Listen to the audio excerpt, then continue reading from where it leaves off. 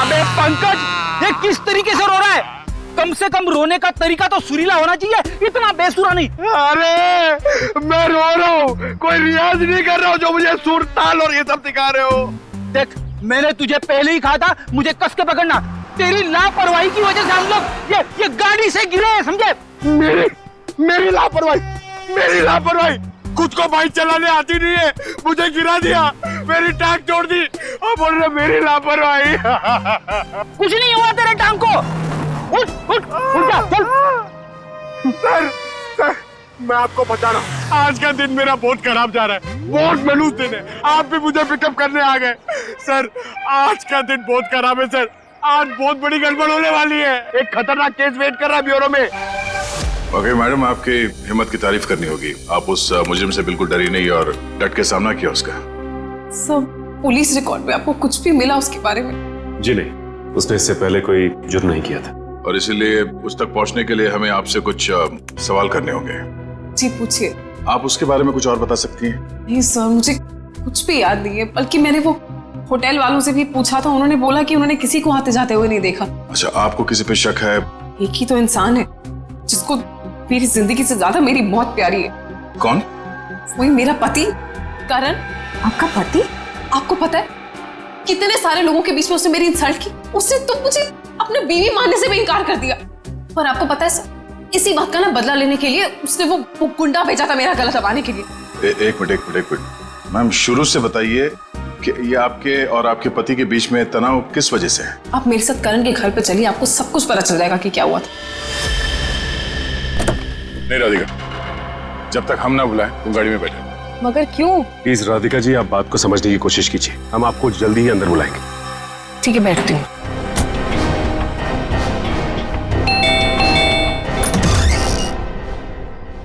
जी आप लोग? सीआईडी। अंदर आइए प्लीज। आइए बैठिए। ये आप लोग कहीं बाहर जाने वाले हैं क्या? नहीं, हम बस बाहर से आए थे, मगर बात क्या है? आपकी तारीफ? जी ये मेरे मामा है, जतिन मामा, और मैं करण कुमार, इस घर का मालिक। क्या बात है ऑफिसर, आप लोग यहाँ ऐसे? मुझे थोड़ी घबराहट सी हो रही है। घबराने की कोई जरूरत नहीं। देखिए, हम लोग सिर्फ आपकी बीवी से कुछ पूछताछ कर रहे हैं। मेरी बीवी? वो तो ऊपर है। ऊपर है? वो तो नहीं, हम उनसे ऊपर ही चल के मिल लेते हैं, आपकी श्रीमती जी से। आखिर बात क्या है ऑफिसर? अनीता ने आप लोगों को बुलाया?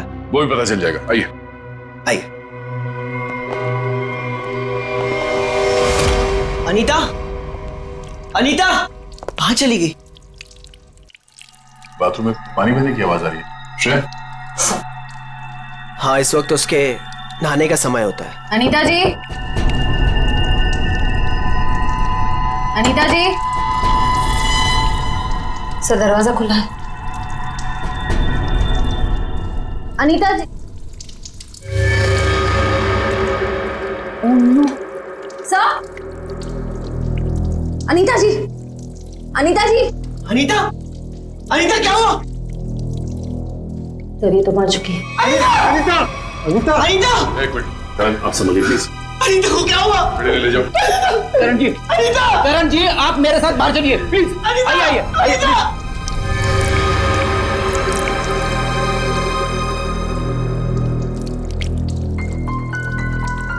देखो मैं सुराग मिलता है क्या? यस। भगवान ने मेरे साथ बहुत बड़ा अन्याय किया है। मेरी अनीता को मुझसे छीन लिया। करण बेटा, संभालो अपने आप को। ये सुधा कहाँ गई? सुधा? सुधा जी का कमरा कहाँ है? वो रहा। बढ़िया, जरा सुधा जी को बाहर लेके आओ। नहीं, आप बैठिए। माफ कीजिएगा, मगर हमें आप लोगों से कुछ सवाल करने होंगे। सर ये बताइए। हाँ सर, वो सुधा जी क्या हुआ माँ को? हाँ, क्या हुआ माँ को? माँ, माँ, माँ, माँ, सुधा? माँ, माँ, माँ, आंखें खोलो, कहीं माँ भी? नहीं, जिंदा है, नब्ज धीमी चल रही है। बड़ी एम्बुलेंस बुलाओ जल्दी। माँ। सचिन, माँ आंखें खोलो माँ। माँ माँ आंखें खोलो। इन दोनों का कहना है कि ये अभी अभी घर आए हैं। पता लगाना होगा कि सच्चाई क्या है। दोनों को अलग अलग ले जाके पूछताछ करनी होगी। नाक और कान में खून है। शरीर पे कोई चाकू या कोई हथियार के निशान नहीं है। मुझे लगता है नहाने से पहले इसने कुछ खाया पिया होगा और किसी ने इसके खाने में ही कुछ मिला दिया होगा। हाँ, कि बाथरूम में सब सामान जगह पर है। हाथापाई या मारामारी का कोई निशान नहीं। वही तो।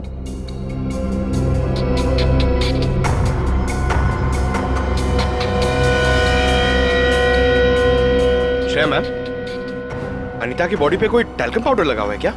नहीं तो इनफैक्ट पूरे बाथरूम में ही कहीं कोई टैल्कम पाउडर नहीं है। तो ये क्या है?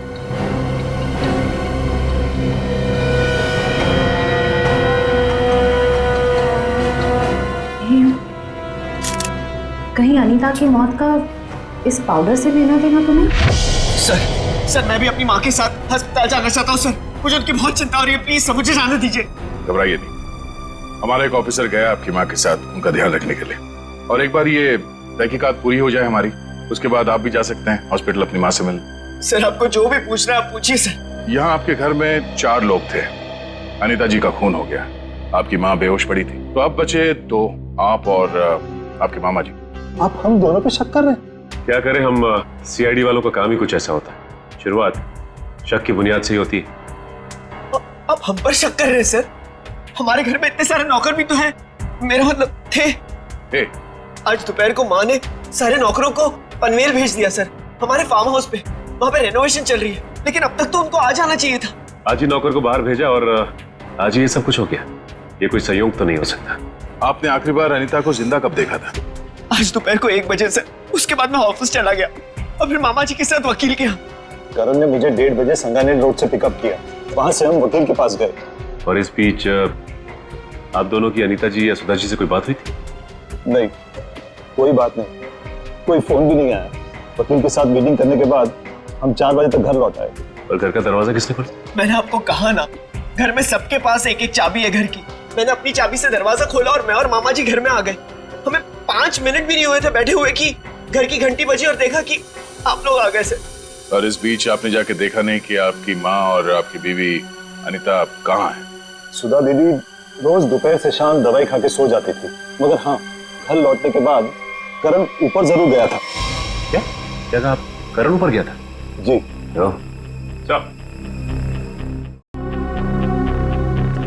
जतिन जी का कहना है कि करण आते ही सबसे पहले ऊपर सीढ़ियों पे गया था।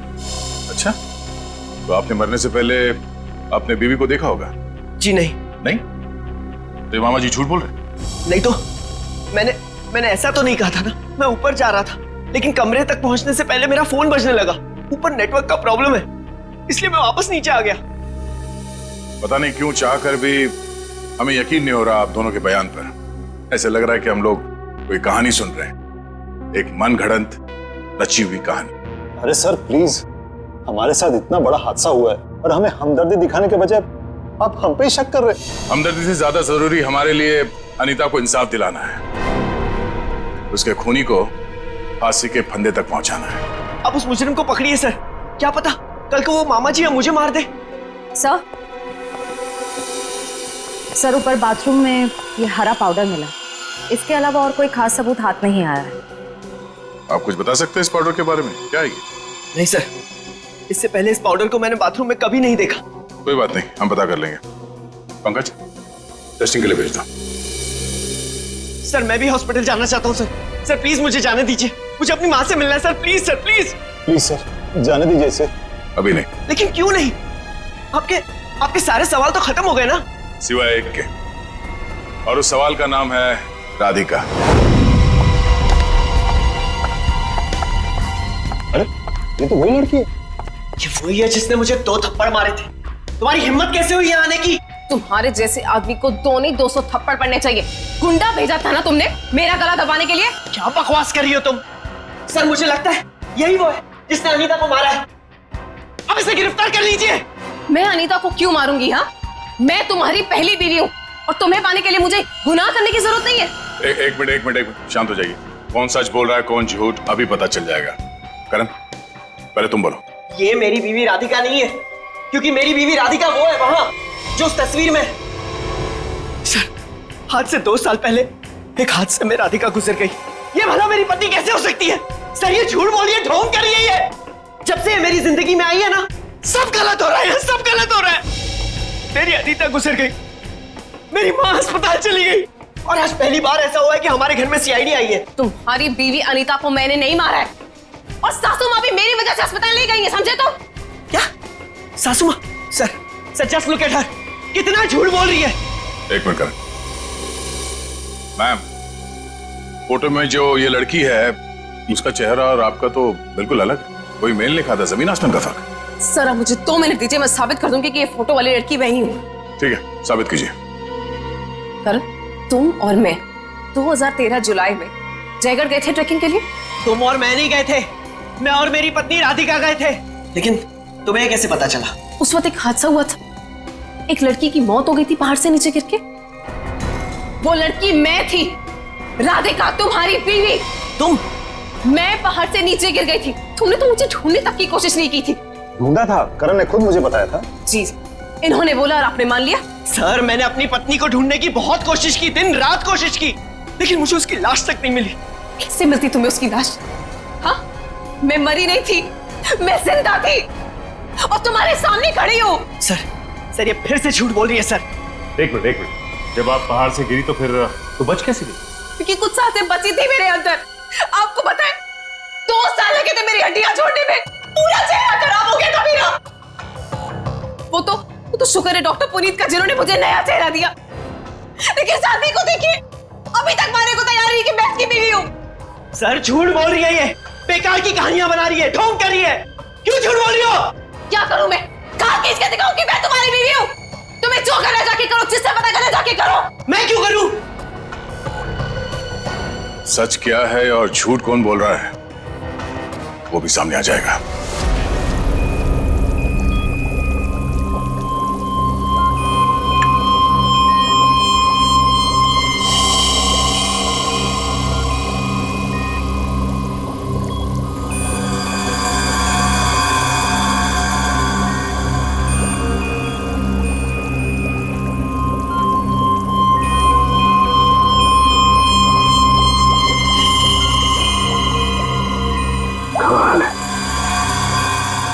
होशियारी और बेवकूफी का ये अजीब सा संयोग। कालू के साहब, आप इतने उलझे क्यों लग रहे हैं? आपको तो खुश होना चाहिए, इस बार हमने जो तगड़ा सबूत दिया है आपको, वो पाउडर। अगर वो पाउडर आप लोग नहीं भेजते ना तो भी मैं अपना काम चला लेता।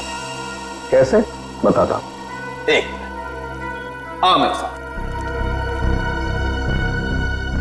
ये देखो, ठीक वैसा ही हरा रंग जैसे हरे रंग का पाउडर आप लोगों को मिला। ये एक किस्म की केमिकल है, ये एक किस्म का ब्लीच है, सल्फा क्रोमेटोज, जो कि अधिकतर इंडस्ट्रीज में इस्तेमाल की जाती है। मतलब सर, ये केमिकल अनीता के नहाने के पानी में था? बिल्कुल। और ये कितना खतरनाक केमिकल है, इसका असर तुम लोग देख ही चुके। जैसे जैसे ज्यादा मात्रा में इंसान के टच में आता है, इंसान की हालत खराब होती जाती है। उसकी नसें, उसकी ब्लड वेसल्स इतनी फूल जाती हैं कि फट जाती हैं, और उसी की वजह से मौत हो जाती है। सर, बाथरूम में कोई बकेट तो नहीं थी, यानी वो जहरीला पानी शावर से ही आया होगा ना? लगता तो ऐसे ही है। दोबारा जाके वहां पे वो शावर चेक करना पड़ेगा। डॉक्टर साहब, ये बताइए कि करण की माँ सुधा जी, उन्हें भी इसी तरह के केमिकल से बेहोश किया गया था? हाँ दया, था तो केमिकल ही, लेकिन ये केमिकल नहीं था। वो केमिकल था मैथनॉल। हाँ बता दो। ये देख रहे हो, ये लाल लाल निशान उस मैथनॉल के रेजिड्यू। ये किस तरह का केमिकल है? ये केमिकल इंसान को पूरी जिंदगी के लिए पैरालाइज कर देता है। मतलब खूनी सुधा जी को मारना नहीं चाहता था, उन्हें हमेशा के लिए अपाहिज बनाना चाहता था। लगता तो ऐसा ही। कोई आपसी दुश्मनी का मामला लगता है सर। एक को मार दिया और एक को जिंदा लाश बना दिया। क्या अनीता जिस पानी से नहा रही थी उसमें जहर था? इसलिए अनीता के मौत के बाद इस बाथरूम के और टंकी के पानी के इस्तेमाल पर रोक लगा दी गई थी। लेकिन हम सब इसी टंकी के पानी से नहाए थे, फिर हमें कुछ क्यों नहीं हुआ? इसका जवाब भी बहुत जल्द मिल जाएगा आपको। सर, मुझे तो इन नौकरों पे शक है। हम तो पनवेल वाले फार्म हाउस पर थे और हम क्यों मिलाएंगे मेम साहब के नहाने के पानी में सर? और ये पानी हमारे बाथरूम में भी आता है। ठीक है, आप सब लोग यही रहिए। उस जहरीले पानी का असर सिर्फ अनीता पे क्यों हुआ और बाकी किसी पे क्यों नहीं हुआ, वो अभी पता चल जाएगा। पंकज,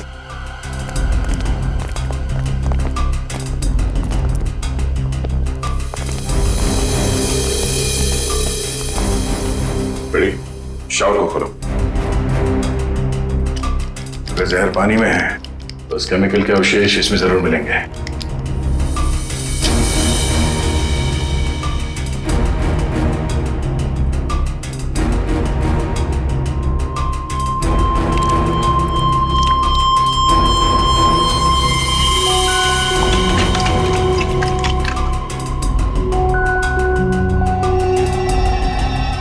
ये देखो, ये क्लोरीन नहीं है, जहर है। पानी की टंकी में ही जहर है, यहां पर नहीं डालेंगे। चलो ऊपर। जवाब चाहिए ना आपको? चलिए ऊपर।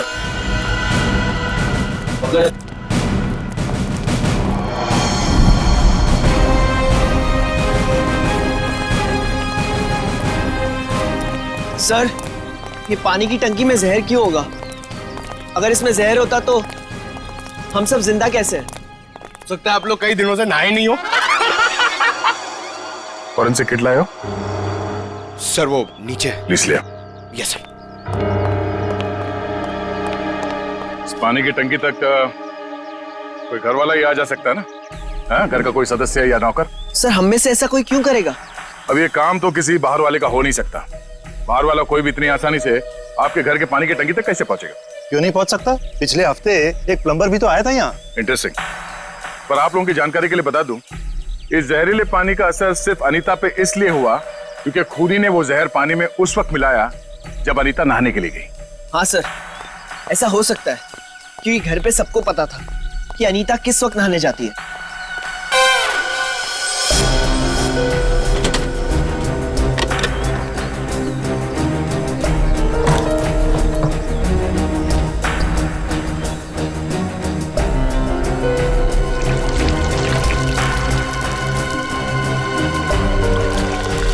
थैली यहाँ कैसे?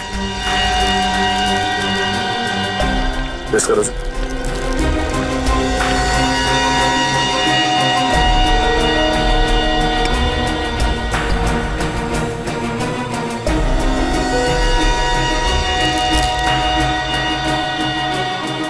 सर, हाँ? पानी में जहर है। क्या? पानी में जहर है?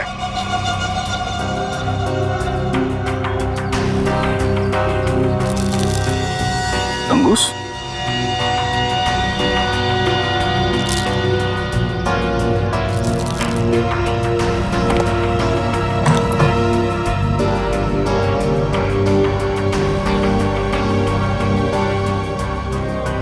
क्या कहा आपने? एक हफ्ते पहले प्लम्बर आया था? जी। लगता है उसी दौरान ये सब हुआ है। किसी ने वो जहर इस प्लास्टिक में डालकर यहाँ पे रख दिया था और उसे तंगूस से बांध के नीचे कनेक्ट किया था। और जैसे ही अनीता बाथरूम में गई नहाने के लिए, उसने तंगूस को खींचा। प्लास्टिक के अंदर जो जहर था वो पानी में घुल गया और अनीता की मौत हो गई। लेकिन सर, घर के किस सदस्य का काम है ये? कैसे पता चलेगा?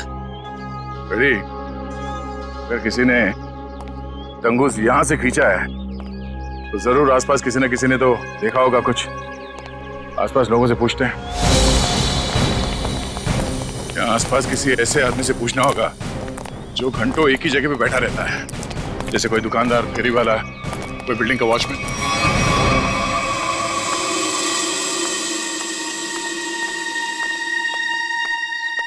सुनिए भाई साहब, वो आइए आइए बहन जी, एकदम ताजी सब्जी है। कौन सी दूं? नहीं नहीं, मुझे सब्जी नहीं लेनी है, मैं सीआईडी से हूँ। हमें आपसे कुछ सवाल करने। सवाल? कौन से मैडम सवाल? तो आप रोज बैठते हो यहाँ पे सब्जी बेचने? पिछले 2 साल से हम यहाँ दुकान लगा रहे हैं साहब। तो पिछले 2 साल से आप ये सामने वाला घर भी देख रहे होंगे? हाँ साहब। परसों दोपहर को 1 से 3 बजे के बीच में तुमने किसी आदमी को देखा था उस घर के आसपास? वैसा आदमी जिसपे तुम्हें शक हुआ हो, तो उस घर के आसपास बहुत देर से खड़ा हो। परसों साहब? हाँ वो घर का जो नौकर है ना साहब, वो घर के बाहर बहुत देर तक खड़ा रहा साहब। वो दीवार से सट के किसी को फोन कर रहा था। हाँ, सामने आएगा तो पहचान लोगे ना? पहचान लेंगे। गुड। पंकज सर, तो मालूम है ना क्या करना है? हाँ सर, आज वो घर पे कपड़े धोने का टर्न मेरा है और जूनियर को मेरे कुत्ते को खाना भी खिलाना था और एक काम था सर वो यार। पंकज, तुम हमेशा से इतने इंटेलिजेंट थे क्या? मैं इस केस की बात कर रहा हूँ। अरे ये सर सॉरी, थोड़ा कंफ्यूज हो गया था सर। तो जाके उस घर से नौकरों को ले आओ। और हाँ, उन्हें क्या कहना है पता है ना, कि वो भी मुझे समझाना पड़ेगा। नहीं सर, पता है सर, मैं अभी लेके आता हूँ। सर, इसे अकेले क्यों भेज दिया? जरूर कुछ ना कुछ गड़बड़ करेगा ये। अच्छा, मोटर बाइक की एक्सीडेंट जैसी गड़बड़? आपको पता चल गया? सीआईडी में हूँ, बाहर की खबर रखने से पहले अंदर क्या हो रहा है ये जानना बहुत जरूरी है। इसमें मेरी गलती नहीं थी, पंकज की थी। रेडी, अभी शिकायत विकायत करना बंद करो। अच्छा पंडित, वो भाजी वाला देख रहे हो? वो वहाँ। हाँ, जिसने आपके पीवी के नहाने के पानी में जहर डाला है, वो उसे पहचानता है क्या? चलो जल्दी इधर आओ। जरा पहचान कौन है इनमें से? हाँ साहब, यही वो आदमी था साहब। एकदम तुम? अरे मुझे क्यों फंसा रहे हो? तुम्हें जरूर कोई धोखा हुआ है। कौनो धोखा नहीं हुआ साहब, ये है वो। नहीं साहब, मैं सही कह रहा हूँ साहब। इधर साहब मैं सच कह रहा हूँ साहब। देख प्रीतम, हम जानते हैं कि तूने खुद ये सब नहीं किया, मगर तूने किसी के कहने पे जरूर किया है। अगर तुम हमारे साथ कोऑपरेट नहीं करोगे तो शायद फंस जाओगे, है ना? बोल। बबलू, बबलू प्लम्बर साहब, उसने 20,000 रुपए दिए थे। मैंने तो साहब तार खींच के केमिकल मिलाया था साहब, अनीता मैडम के नहाने के टाइम पर साहब, और कुछ नहीं साहब। जिस थाली में खाया उसी में छेद किया। 20,000 रुपए के लिए ईमान बेच दिया तुमने। नहीं करा। गलती हो गई साहब, गलती हो गई साहब। मुझे सजा कानून देगा। अब तू ये बता, वो प्लम्बर बबलू कहाँ मिलेगा?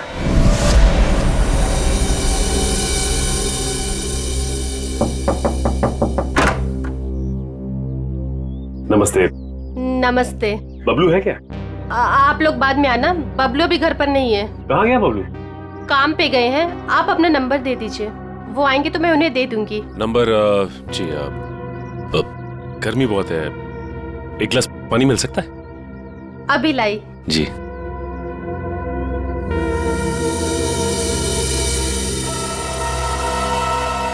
ये क्या? बबलू के प्लम्बिंग का सामान तो यहीं पड़ा हुआ है। इसका मतलब ये औरत हमसे झूठ बोल रही है। Thank you. थैंक्स। चलते। पर आपने अपना नंबर नहीं दिया। हम लोग फिर आ जाएंगे। जी। Thank you. कितना गर्मी है इधर। ओह गॉड, किधर आ गई मैं? मुझे लग रहा है चक्कर आने वाला है मुझे। ओह गॉड।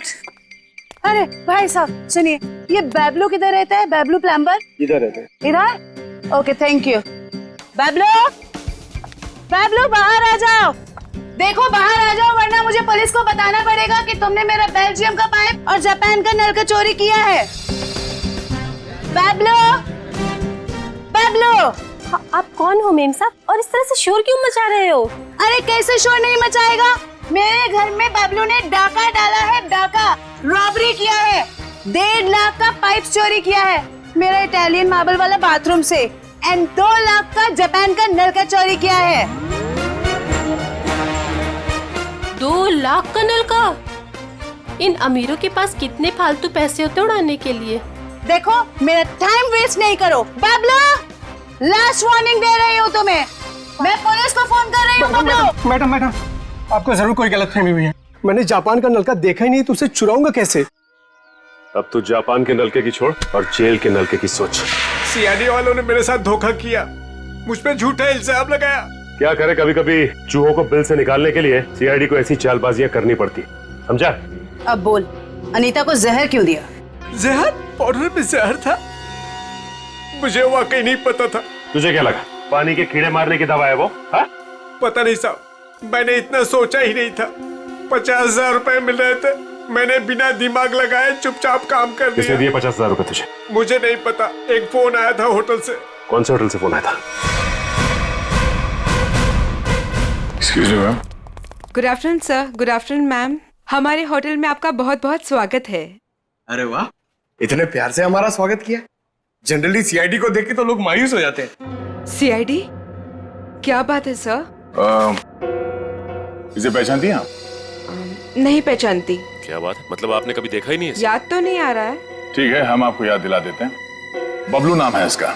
पिछले हफ्ते यहाँ इस होटल से एक पैकेट लेने आया था आप ही के होटल में किसी गेस्ट से। कौन सा गेस्ट था सर? अगर ये सब कुछ हमें पता होता तो यहाँ क्यों आते? एक्चुअली यहाँ हर रोज बहुत गेस्ट आते हैं और पिछले हफ्ते यहाँ कौन कौन रुका था ये कैसे याद रहेगा? हाँ, ये बात तो है। पर आपके पास कोई रजिस्टर, कोई रिकॉर्ड्स के लिए आपके मेहमानों के या जो लोग उनसे मिलने आते हैं रखते होंगे ना?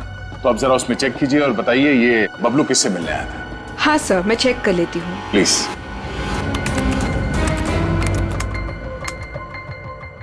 हाँ सर, मिल गया। ये 25 सितंबर की बात है। यहाँ 209 के जो गेस्ट थे उन्होंने बबलू के लिए पार्सल छोड़ा था रिसेप्शन पे। और चेकआउट कब कर गया वो? अब तक तो नहीं किया सर। मतलब वो अभी कमरे में है? नहीं, एक्चुअली मैंने उन्हें होटल के कॉफी शॉप में जाते हुए देखा था। नाम क्या आपके इस गेस्ट का? जरा देखो कहाँ है वो। ये देखिए सर, ये रहा। मिस्टर करण, आप यहाँ? ये सवाल तो मैं भी आप लोगों से पूछ सकता हूँ। हाँ, ये बात तो है, ये सवाल आप भी कर सकते हैं, मगर चूंकि सवाल हमने पहले किया है तो आप जवाब दीजिए। वो मुझे यहाँ का ऑमलेट और कॉफी बहुत पसंद है, इसलिए थोड़ी पेट पूजा करना आ गया था। अरे वाह, तुम मेरे लिए भी बोल दीजिए। सर, मेरे पेट में चूहे दौड़ रहे हैं। हमारे चूहों को कह दो कुछ देर के लिए इंतजार करें, क्योंकि हम यहाँ जिस खास शख्स से मिलने आए हैं पहले उससे तुम मिलने। खास शख्स कौन है? आओ मिला दो। आजा। नमस्ते, कैसी हैं? आप लोग यहाँ? हाँ, नमस्ते इनसे भी कहिए, करण जी हैं। सर, आप क्यों मुझे फंसा रहे हैं? मैं बस यहाँ सेटलमेंट करने आया था। अभी तो आप कह रहे थे कि आप ऑमलेट खाने आए थे। ऑमलेट तो बस एक बहाना था। सबसे पहले ये मेरी पत्नी राधिका है ही नहीं, तो मैं चाहता था कि कुछ पैसे देकर मामले को यहीं रफा दफा कर दूं बस। वैसे आपकी जानकारी के लिए बता दूं कि पिछले कुछ दिनों में आपकी जिंदगी में जो कुछ भी हो रहा है वो इन्हीं की मेहरबानी है। सब मेरी जिस जयगढ़ इलाके में आपकी राधिका का एक्सीडेंट हुआ था वहाँ के सभी प्लास्टिक सर्जन से बात हो गई है हमारी। क्या सच कह रही? यही तुम्हारी असली बीवी है? I can't believe it। यकीन हुआ तुम्हें कि मैं ही राधिका? यकीन तो हमें भी हो गया कि अनीता का खून, हमारे पास मदद के लिए आने का वो ड्रामा और सुधा जी के ऊपर हमला, ये सब तुम्हारी दिमाग की उपज है। सर, मैंने ये सब नहीं किया सर। आपको कोई गलतफहमी होगी सर। वैसे हम अपनी गलतफहमी दूर करने के लिए हम लोग यहाँ पे आए हैं। राधिका, क्या हुआ? राधिका, राधिका, राधिका, सही, राधिका। ओह नो, पानी में जहर दिया गया। वो बेटा किसने दिया? सर, वो उधर गया। पता है, एम्बुलेंस को फोन करो। राधिका, राधिका। Hello, ambulance.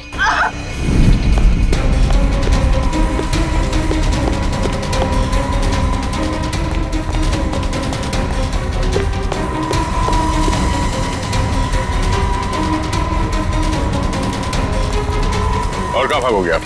जाने दो मुझे। हाँ? जाने दो मुझे। जाने दो मुझे। जाने दे।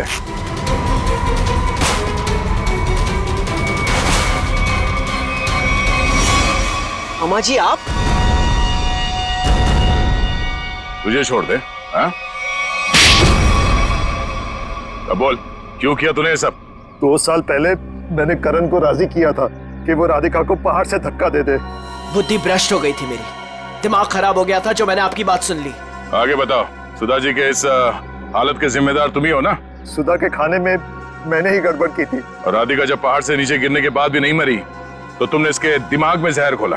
हाँ, राधिका को मोहरा बना के करण और सुधा के खिलाफ इस्तेमाल किया मैंने, और राधिका के नाम से ही बबलू के हाथों अनीता की पानी की टंकी में जहर मिलवाया था मैंने। अब ये भी बता दो कि ये सब नेक काम तुमने किस लिए किए? बदला लेना चाहता था मैं। किससे? अपनी चचेरी बहन सुधा से। 1000 लालची आदमी मरे होंगे तब जाके सुधा का जन्म हुआ होगा। शुरू से ही उसकी नजर मेरे पैसों पर थी। मेरे भोले भाले माँ बाप को बेवकूफ बनाकर उसने हमारी पूरी जायदाद पर कब्जा कर लिया था। एक एक पैसे के लिए मोहताज बना दिया था उसने मुझे। सिर्फ इतना ही नहीं, मेरे बच्चे को भी अस्पताल में मार दिया था उसने ताकि सब कुछ करण का ही बना रहे। माना कि सुधा ने बहुत गलत किया तुम्हारे साथ, मगर उसके लिए तुमने जो रास्ता चुना है वो भी सही नहीं है। बदले की भावना ने मेरे जमीर को अंधा बना दिया था। मेरा तो सिर्फ एक ही मकसद था, इस परिवार का नामो निशान मिटा देना। मामा जी, मैं कभी सपने में भी नहीं सोच सकता था कि आपके दिल में इतना जहर होगा। जब दिल में जहर भरा होता है तो उसका अंजाम भी जहरीला ही होता है। सुधा ने जो किया उसकी सजा तो तुमने उसे दे दी। अब करण और तुम्हारा इंसाफ अदालत करेगी।